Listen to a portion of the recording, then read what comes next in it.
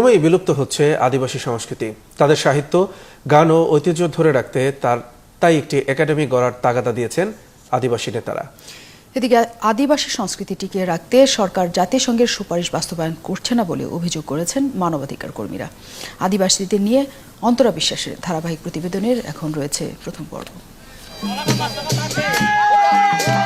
কখনো উদ্দাম নাচ, কখনো পাহাড়ি গান, রয়েছে বহু পুরনো কাহিনীও। আদিবাসীদের জীবনটাই এমন রঙিন। তবে হাজার বছরের পুরনো ঐতিহ্যকে আর ধরে রাখতে পারছেন না তারা।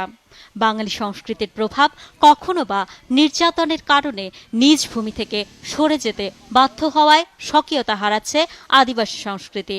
পঞ্চদশ যে সংশোধনী আনা হলো সংবিধানে, সেখানে আদিবাসীদেরকে তাদের নিজস্ব আত্মপরিচয়ের স্বীকৃতি না দিয়ে সেখানে চাপিয়ে দেওয়া হচ্ছে যে আদিবাসীরা তারা ক্ষুদ্র জাতিসত্তা, ক্ষুদ্র নৃগোষ্ঠী, উপজাতি, সম্প্রদায়, বিভিন্ন নামে।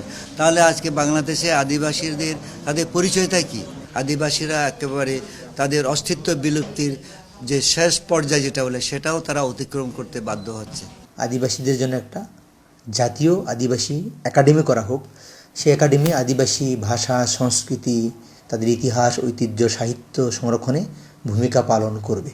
আদিবাসীদের অধিকার রক্ষায় জাতিসংঘের সুপারিশও বাস্তবায়ন হয়নি বলে অভিযোগ মানবাধিকার কর্মীদের। 2009 ও 13 সালে জেনেভায় জাতিসংঘ মানবাধিকার কাউন্সিলের ইউনিভার্সাল পিরিয়ডিক রিভিউ বা ইউপিআর অধিবেশনে সাংস্কৃতিক অধিকার ও ভূমি অধিকার সহ বেশ কিছু সুপারিশ করা হয়েছিল। এদিকে বাংলাদেশে আদিবাসীদের সার্বিক অবস্থা নিয়ে তৈরি করা প্রতিবেদন নিয়েও রয়েছে প্রশ্ন।